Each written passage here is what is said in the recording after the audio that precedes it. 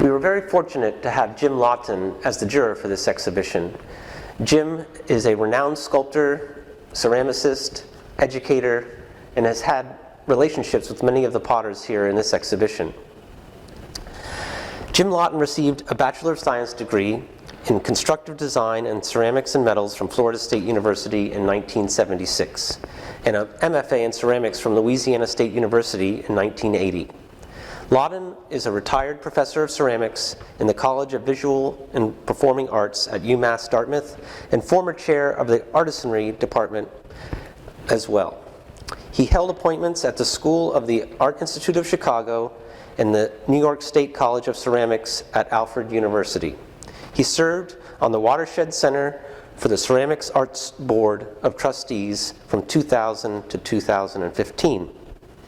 Awards include National Endowment for Visual Art Fellowships, the South Carolina Artist Fellowship, and research grants from the Art Institute of Chicago and UMass Dartmouth. He was elected a member of the International Academy of Ceramics in 2011.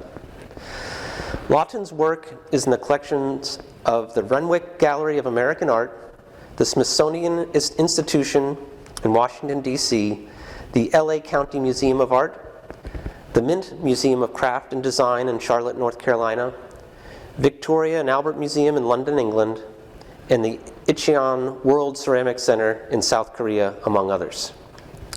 He's also in numerous private collections. Lawton maintains a studio in New Bedford and also in Bluffington, South Carolina. Please join me in welcoming James Lawton. Hello, my name is Jim Lawton, and I am honored to have the opportunity to jury this show, a very important marker, a half century of work by the Cape Cod Potters Association. I wanted to start my discussion, talk about the show with Harry Holl.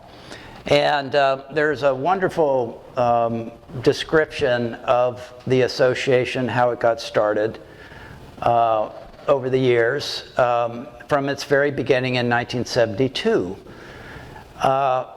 And one of the things that I want to talk about today is, what's happened over these 50 years. Not only to the ceramic art world and the studio potter world, but also how ceramics has broken down some barriers between the silly distinctions between art and craft. But the association itself, starting in 1972, was for potters to, especially independent studio potters, to share their knowledge, share access to equipment like clay mixers, share access to bulk order and all those kind of things. These things are still of use to contemporary potters, but it's moved in some ways from materials to larger enterprises like wood kilns that require quite a few people to fire over an extended amount of time. Having been at UMass for now, well, I just retired in June, for 24 some odd years, I know a lot of the people here. In fact, I fire with a number of potters represented in this show at Chris Guston's kiln in South Dartmouth. So wood kiln is, I came up in a tradition, my early work was all raku. So Diane Hart's work, really attracts me, especially the vibrancy of which is still in her work, and just the way she paints with glaze on that black surface.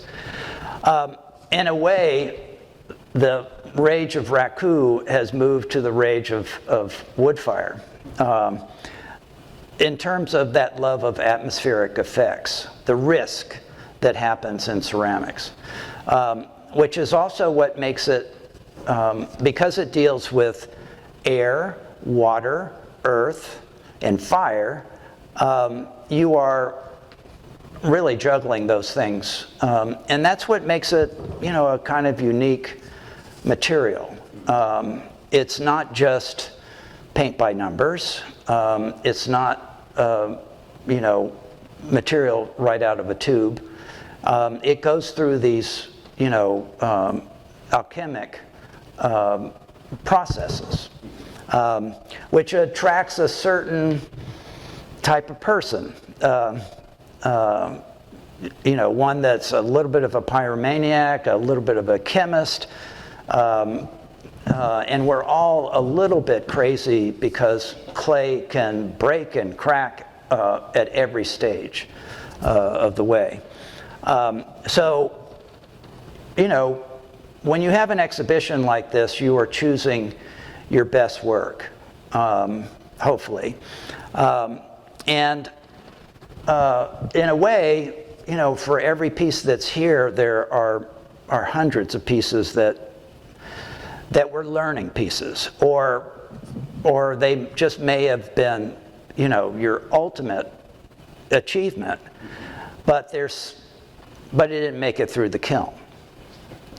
So one thing I want to try to strike a balance with is how we continue our practice and what it means to keep raising the bar for ourselves, not only technically, and in some ways the technical aspect has some danger, that you try to achieve technical excellence without keeping the heart or the human, the striving for expression, clear and in the forefront of your studio work.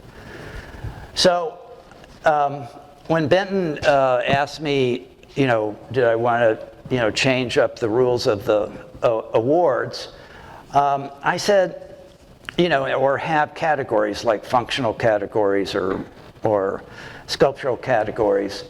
I tend to be a little bit, don't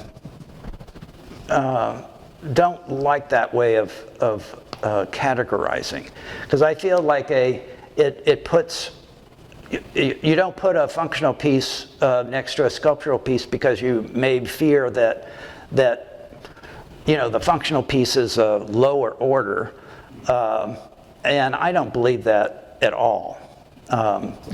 Now, I struggled a little bit and still, at the last moment, in terms of 1, 2, 3. In actuality, they're probably all equal in achievement. But I will talk a little bit as I go around about certain trends that I'm seeing. The use of text, the sort of traditional vessel form, and how that's pushed by the artist and stretched, and then other kind of ways people in every cycle of work that you make, pushes their own envelope, and really this is a call to look at this day, this moment, 50 years after this association was formed, and how it goes to the next half century. And it's up to the members to create a new charter, in a way, and honor with great reverence the founders. And it's not just Harry, it's this group of people, and some of which are still, the bedrock of the organization, about how it can morph into an active organization that satisfies, the soul of working with other artists. One thing that wood fire has taught us is that if you want to wood fire, you can't really do it by yourself. It's not a solo operation, especially if you have a kiln that fires, 5, 6, 7 days around the clock. How much wood would be burned during that course of 5 or 6, 7 days? Well, the kiln I fire with many of the potters here, Chris Guston, it's a 7-day firing, and I believe it's between 8 and 10 cords. And it's hungry. It's unbelievable. It's about a 450, 500 cubic foot kiln, 3-chamber, and there's a lot of work going into preparing the fuel. And unlike electric kilns or gas kilns, the people stoking the kiln are regulating fuel and air all the time. And Chris is calling the shots, in terms of getting those proportions correct. So it's almost a long journey. 7 days is by the end of it, Chris is pretty wiped out. And so is the rest of us, though we get to rest. Anyway, so I wanted to sort of do a walk around and talk a little bit about some of the trends that I see. And I think I'll start with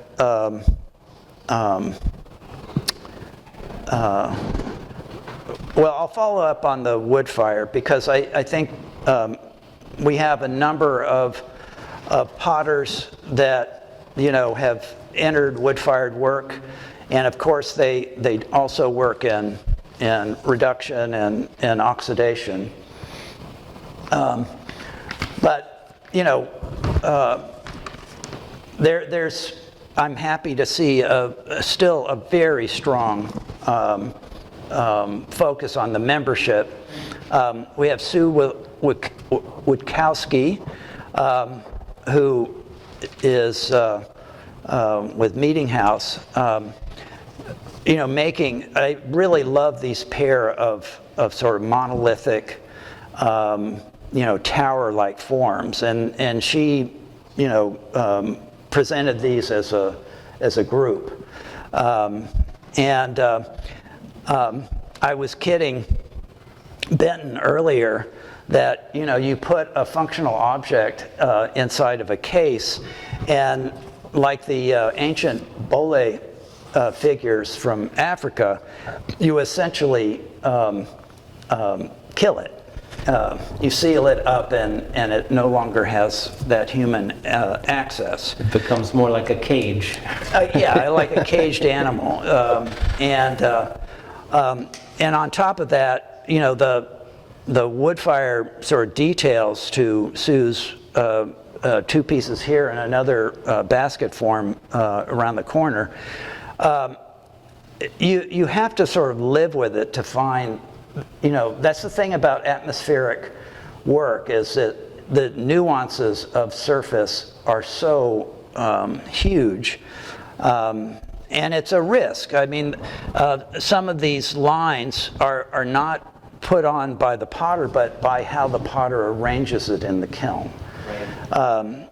And I was given the instruction on how to display them and how you can see how the 2 patinas or glazes work with one another, yeah, the way she wanted them displayed. Yeah, and that's, you can glaze work, but it's also ash and heat and how the piece is sort of sitting in conjunction to that. I really love this, and I picked up all these pieces, by the way. You're not supposed to, but jurors can, of Gail Turner's work. And I just know this thing pours like, you know, and it's balanced. You know, I really love the fullness of the form, this added spout, and this repetition of curves. The curve of the spout, the curve of the glaze, the curve of the lip of the pot, and the bulk of the form. And it's a really, truly beautiful piece. And then you have bare ceramic here that's gaining the blushing from the wood ash. So you have bare clay, and then you have heavy concentrations of ash. This is a really beautiful, beautiful piece. Let's continue around. Let me kind of follow through on the pots. You know, Corinne Adams. This is a really beautiful, vigorous work. She has the other work I've seen her. The other piece she submitted and the pieces I see her putting in the wood kiln all have a muscular, way about them. That and this is a particularly beautiful kind of moon vase, moon jar, which is sort of based on the old Korean porcelain moon jars, but with a new sort of a wood fire aesthetic. Jacob Fleming, this appeals to my sort of minimalist kind of geometric type form. It's a very crisp jar here. Reminds me a lot of the work of Jeff Astrike, a contemporary potter and former apprentice of Bernard Leach. That's a really nice form. Would that handbill? Would that form be thrown and then altered? This was thrown and then heavily paddled and with an added coil. Okay. I was just joking with a friend this morning. They were showing me a square lid, and I said, "Oh, you need to attend the Jim Lawton lid workshop," because there's all sorts of ways to use thrown form as a starter for all sorts of geometric contortions. This jar, I looked at this so many times, with the when I had the image of it, and I was trying to get a sense of it. This is not wood fired. This is reduction fired. But cutting through the glaze like that, that is such a important line, especially with how geometric, like Jacob's pieces, you have this crisp cylindrical form. I believe that is for fermenting. Is that, and those weights are to push down the material inside? Is that? Yeah, and I guess this locks. I'm not quite sure, but so that's like kimchi or something. Anyway, just in terms of the form itself, I enjoy it quite a bit. I'm sure Sarah wants to be independent of her mom, Sue. They both work in slab building and very, very different. These two, which were paired up in the image that I juried from, were, they photographed beautifully because they're you can really see actually in the photograph, maybe even a little bit more than here, this layer, the blue, the white, the color of the clay, and then these reliefs that are laid out in the slab and then formed together. These are really beautiful. Again, having a little bit of that same monolithic nature as Sue's work. This piece by Laurie Goldman, which has some kind of unfortunate flaws, but this is the thing when you're dealing with ceramics, things open up. But the exuberance of this surface, one reminds me of a potter named Victor Struckningost from Cleveland, and he worked at the Cohen Pottery in the early and mid 20th century. But it's a I really find, I mean, this is very different from Kim's work, of course, but it has this exuberance, almost celebration to it. And, pottery plays a kind of extraordinary role if you bring it into your house. Do you just have it sit there inside a case, or do you bring it into your life? And I tend to want to bring pots. I mean, I have some old Ming Dynasty pieces. One in particular is very valuable. And I love serving peas and pearled onions in it. And people say, "Are you kidding?" But it just brings me great joy. And I think that's one of the important factors about functional work that elevates it, to a kind of extraordinary place, because it doesn't only exist as a monolith, it exists as a part of human activity. So it's not just contemplative. It actively is involved with your life, and whether it be celebration or just very quiet moments. My grandmother always used to tell me if we didn't use her fine china every once in a while, that it would deteriorate faster, that the usage of it actually kept it alive somehow. Yeah, well, and you see plates that have gone through countless washings, and that kind of love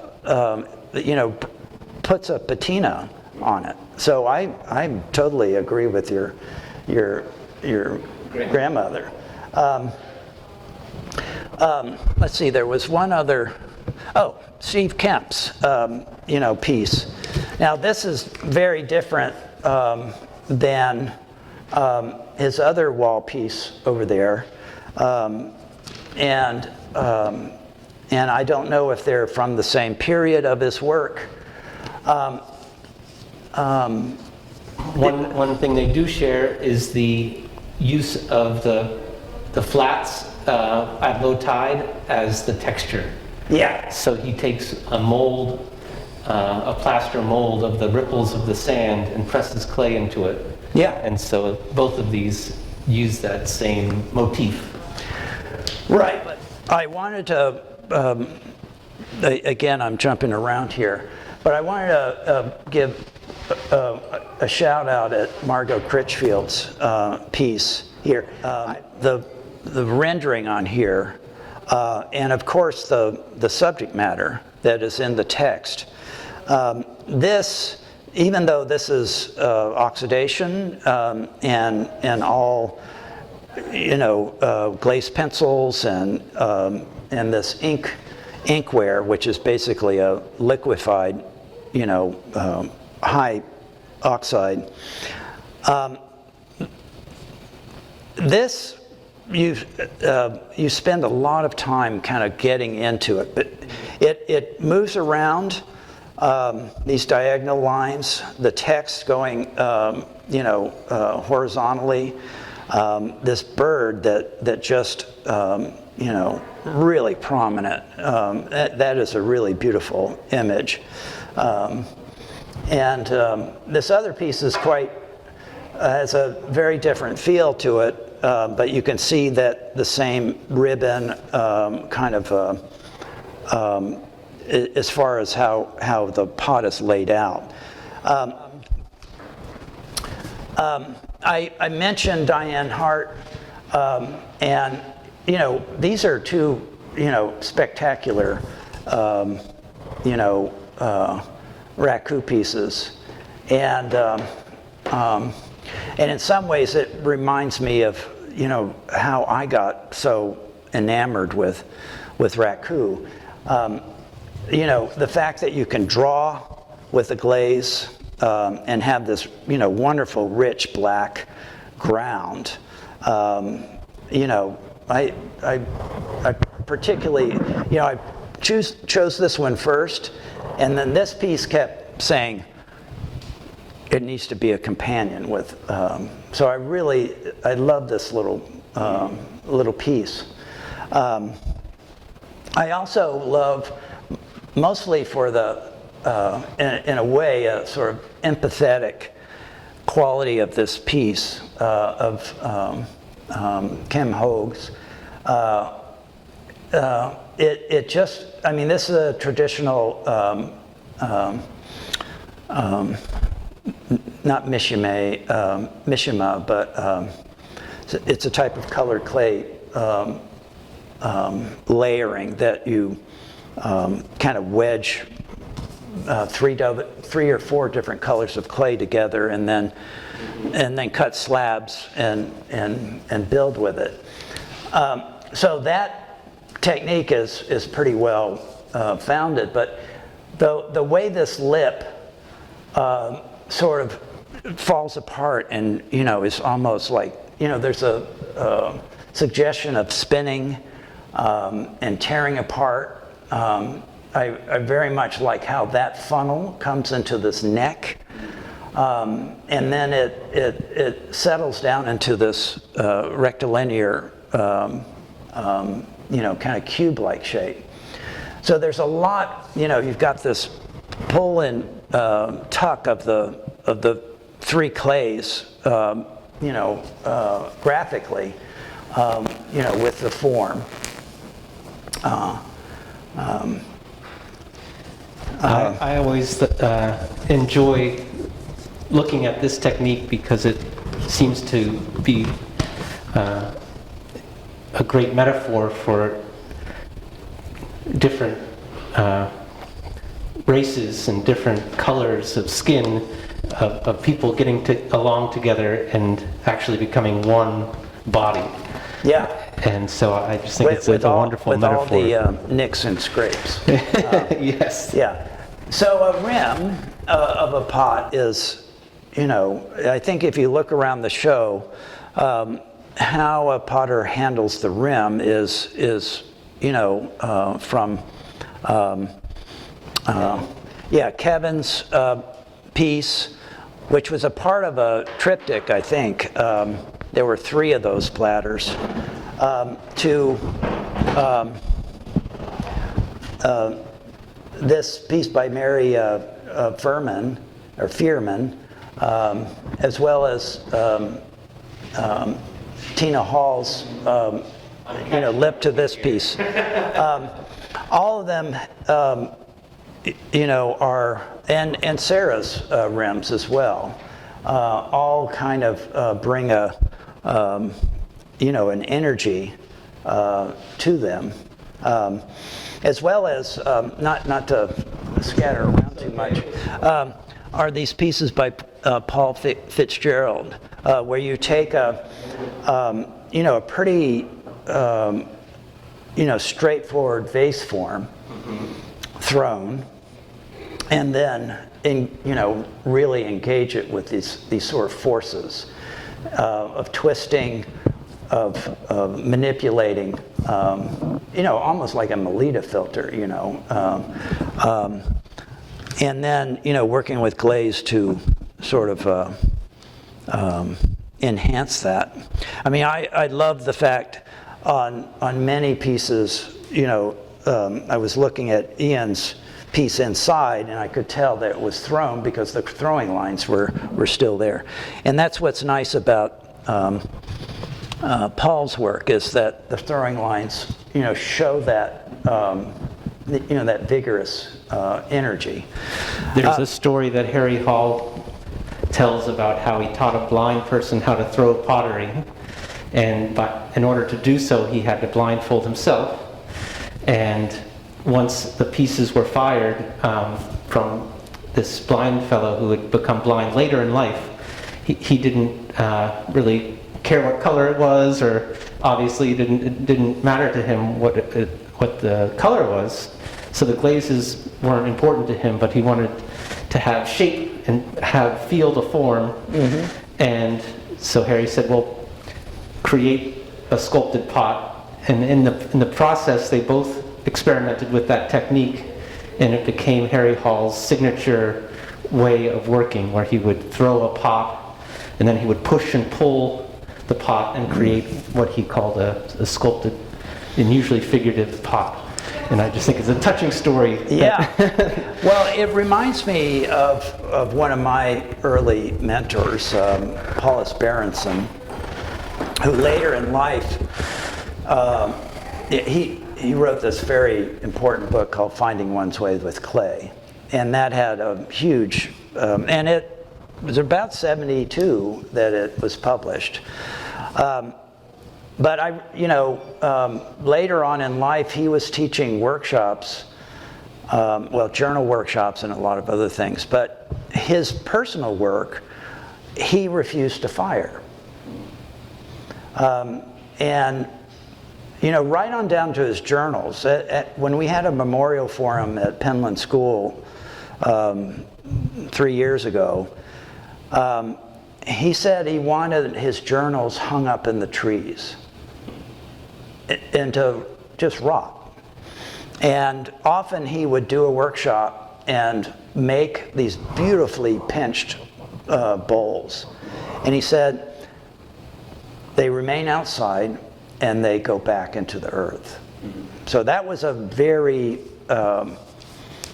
essential organizing, belief that Paulus had. And it confounded all the rest of us, including his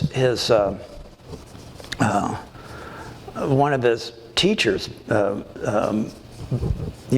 Buddhist teachers, who, found it very hard to basically throw the journals, which were these incredible, drawing, text, thoughts. I mean, they were his, and to give those up to, nature. It sounds a little like the prayer flags. Exactly, yeah. Anyway, I did want to say one other thing about rims, and that is this piece by Hollis. And this is a really quite lovely, and Hollis I'm picking up, and I haven't picked up everything, but to talk about it. This sort of roller coaster rim here, some people come to an object like this and they say, beautiful sculpture, it's something that I might pick up or something like that, but it's too challenging to use, and you gave me a very nice cup to drink water out of. And this is designed for different purposes, but this forces you to slow down and to drink from it with a different kind of reverence and speed, of course. And I think in terms of functional objects, if they can change your trajectory in a way, and slow you down and make you, not only share the food with someone else, but also just you and the food have a relationship rather than it just being like a gas pump. This is sort of like a gas pump. It works quite well. Well, I toyed with the idea of a paper cup, a glass cup, and there was the ceramic vessel to provide water for you, and I thought maybe the ceramic mug might be most appropriate. Yeah. The wallet here by Neil Grant, and the bag over there. Neil won't be surprised that I'll reference Marilyn Levine, who was really very important in the early part of the studio ceramics movement.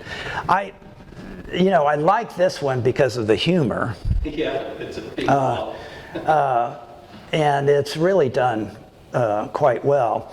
It's a little more where the bronze bag over there tries to, in some ways, be more true to form of a old bag. This does not. The wallet, is just kind of in your face, So it's a little bit more cartoonish in a good way. I wanted to not forget this little piece by Mary Dondero, which this is the kind of thing that, because it's small, you might overlook it. But and there's certain, most of her work had something from nature that she was citing her vessels on, and I could, fortunately the scale you gave me in the worksheet.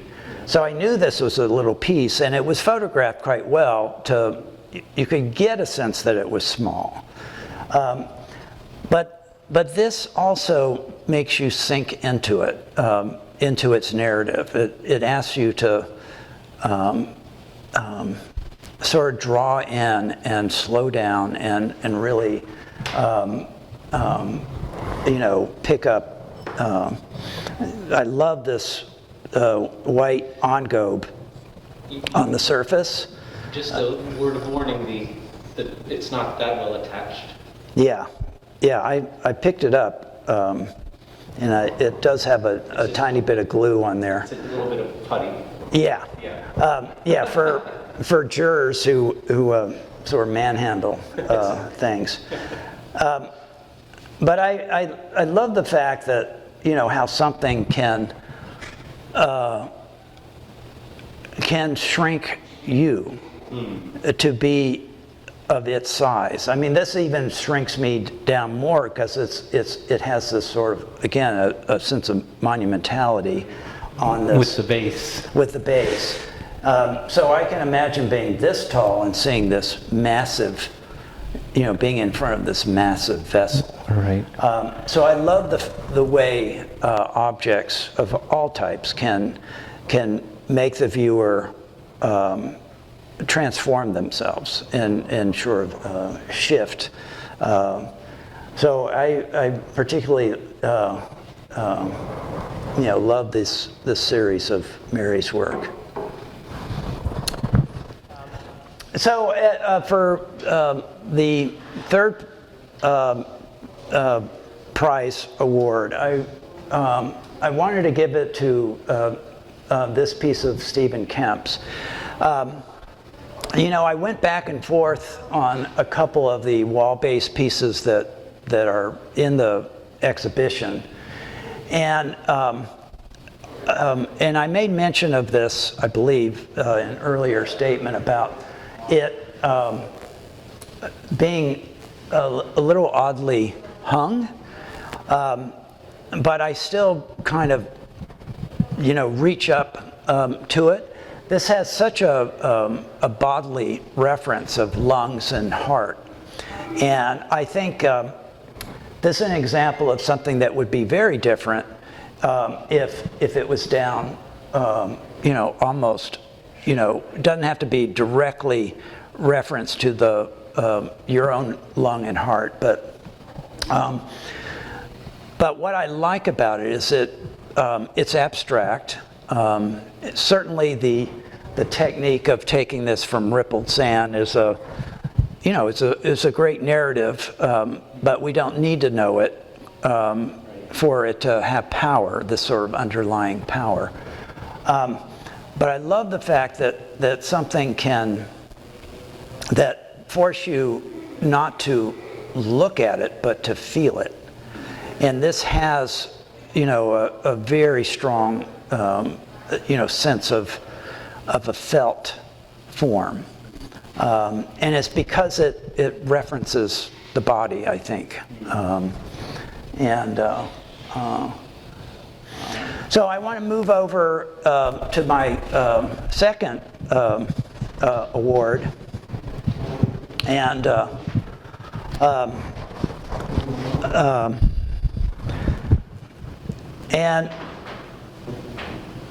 some of this is this piece by Joe Mccaffrey. A little bit of this is because I know Joe, and I know and many of the potters here are making their living, have been making their living solely from their studio work. But when I see somebody who's got a very successful business experimenting, and then getting pieces like this out, which is an extraordinary tour de force of form and glaze. Some people would not be blamed to think this was fired in an atmosphere. It was fired in a gas kiln, but it wasn't fired in a wood kiln. There's so many changes of texture, from glossy to matte to crystalline, running, crystal development. It's got so many, in terms of a painterly approach to a vessel, this shows incredible mastery. And it is one of Joe's, very tightly potted forms that this huge activity is going on in the glaze. I think it's, he started experimenting with this, I think, a few years ago, and I really appreciate, any artist that pushes their own envelope. So bravo to Joe.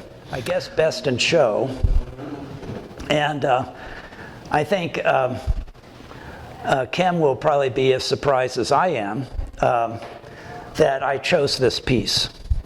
And Benton and I were talking about really the difference between this piece and the other submission that Kim made.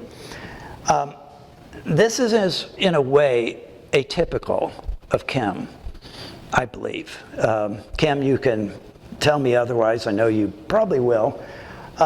In that it's in some ways the kiln has become your partner in this expression. And to me, what happens when the surface work becomes less prominent, even though it's still there, you have to sink. I spent a lot more time with this piece because I have to find it. I have to find the content. And that period of time of being suspended like Joe's piece, like Mr. Kemp's work, that suspension is what ceramics and all artwork is all about, is that you have time for the nuances to sort of seep into your bones.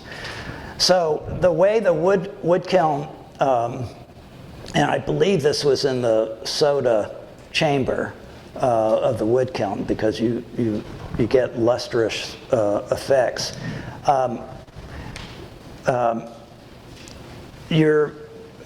You're going around the vase, you're sort of circumnavigating it, and you're really getting time to,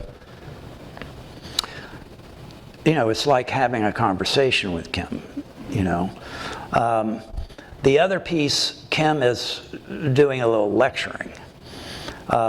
So both are valid approaches, but this is where there's a dialogue, I feel. And the firing process, I think, helped that along. There's many other pieces that I feel very strongly about. Sarah's work. This piece, it probably would have been my fourth choice of Kim Hong's work. Because it's really, again, it has a human reference.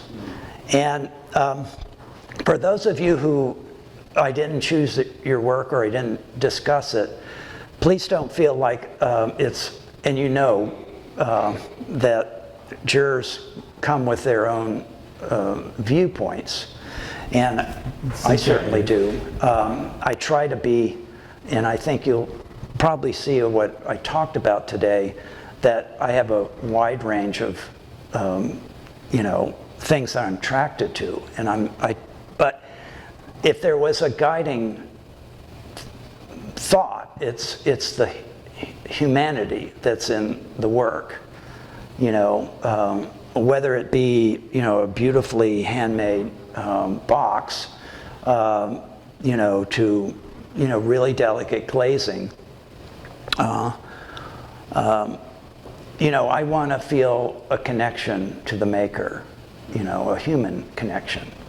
And I don't think that's limited to ceramics, but there's one thing about the firing process that tends to take the edge off, and make reference or parallel the human experience, of trial by fire, of being a little chipped or being stressed. The ceramic process is full of human metaphors.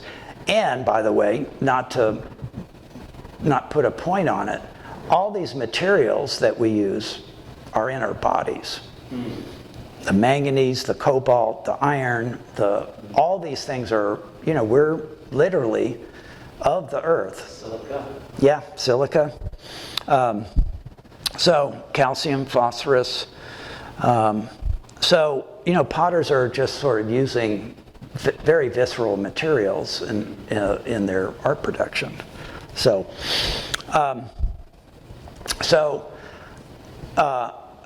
I wanted to finish up with going back to Harry, as well as to read just a short piece.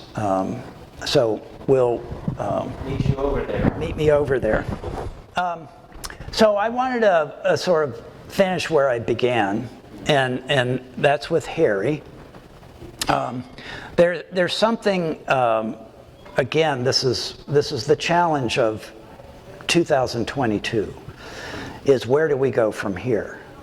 In the 70s, when the cooperative first came together, there were common interests and a desire to get out of their sort of bubbles and work in a social way, in a cooperative, collaborative way. And I love this last phrase of the first paragraph.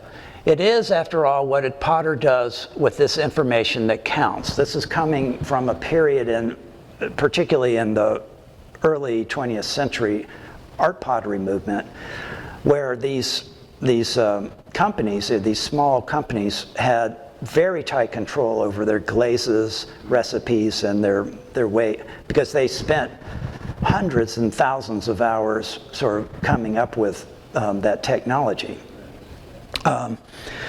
But Harry is coming in, and being the elder statesman of this organization, by saying it's time to do something different.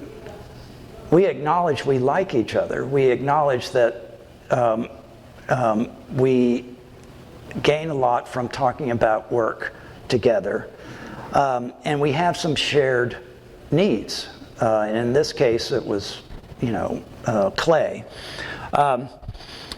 So the mantra for 1972, just as the studio pottery movement was taken off, that was a call to order, and it it tied a group of people out here on the Cape together.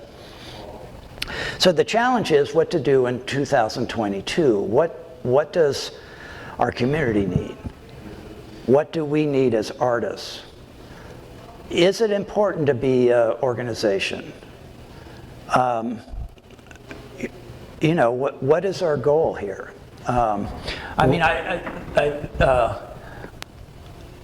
He was saying it is, after all, what a potter does with the information. So share the recipes, be open, and we've had really 50 years of people with Ceramics Monthly and SICA and all these sort of organizations. Recipes are free and open. So we're at a different standpoint right now. I think these 50 years have been, really quite extraordinary.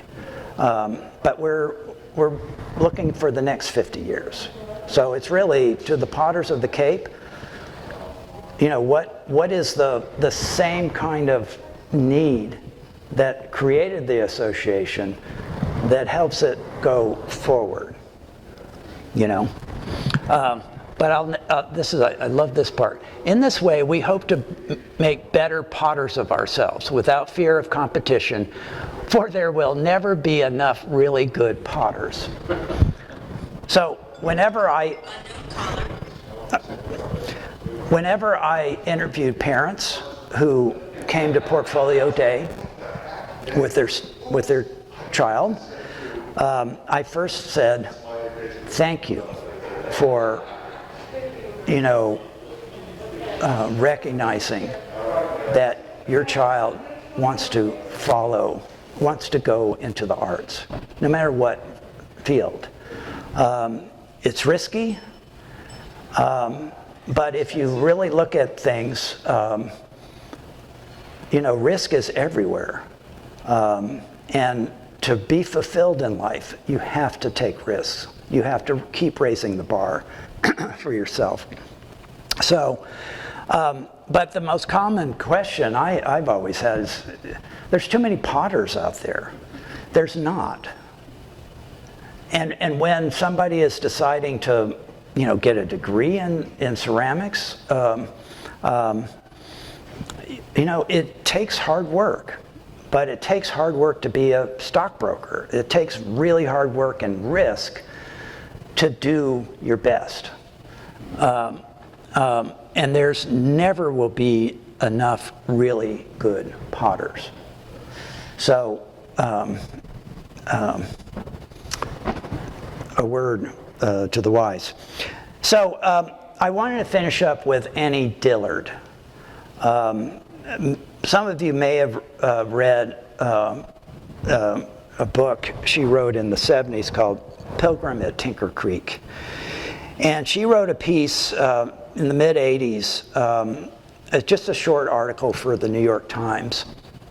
And she was writing it to writers, prospective writers. And I have used this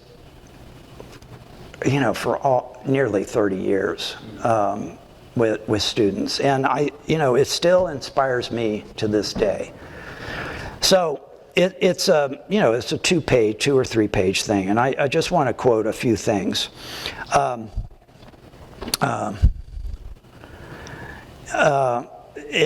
About halfway down, she's referring to a workshop she gave or something like that, and a young writer is asking her a question. So she says, a well-known writer got collared by a university student who asked, "Do you think I could be a writer?" Well, the writer said, "I don't know. Do you love sentences?" The writer could see the student's amazement. Sentences? Do I like sentences? I am 20 years old, and do I like sentences? If he had liked sentences, of course, he could begin. Like a joyful painter I knew. I asked him how he came to be a painter.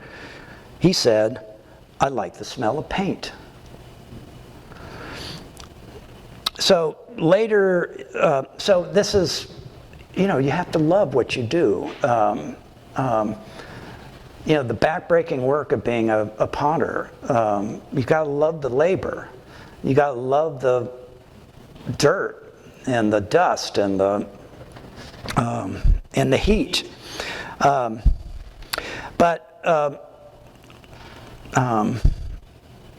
Dillard, towards the end, is sort of a very important thing. And she's telling this basically to a prospective writer, potter, visual artist, musician, anyone. She says, push it. Examine all the things intensely and relentlessly. Probe and search each object in a piece of art. Do not leave it. Do not course over it as if it were understood, but instead follow it down until you see it in the mystery of its own specificity and strength. Giacometti's drawings and paintings show his bewilderment and his persistence. If he had not acknowledged his bewilderment, he would not have persisted. One of the things I know about writing is this, or potting. Spin it all, shoot it, play it, lose it, all right away, every time. Do not hoard what seems good for a later place in the book, or for another book. Give it all, give it now. The impulse to save something good for a better place later is a signal to spend it now. Something more will arise for later, something better. These things fill from behind, from beneath, like well water. Similarly, the impulse to keep to yourself what you have learned, going to Harry, is not only shameful, it is destructive.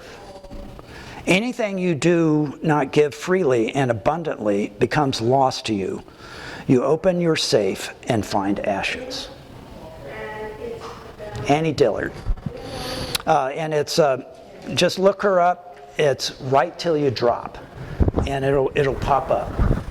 That was just wonderful. Thank you, Jim. Thank you. Yeah, this has been incredible. Thank you for coming all the way from South Carolina today, and joining us here at the museum, for being a juror, for giving incredible context to what you have chosen and why.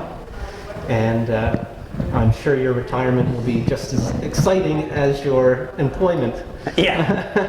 Well, I'm not ever giving up retiring from studio. Good. So. Well, if you would like to see some more of Jim's work, he has an incredible website with some beautiful images of what he's up to and ways of getting in touch with him. And that's www.jimlawton.com. That's JIMLAWTON.com. Easy. Thank you very much, and good luck going forward. Write a new charter for the organization, and get all ages involved. May the Cape Cod Potters exist another 50 years. Yay! Take care. Whew. Okay.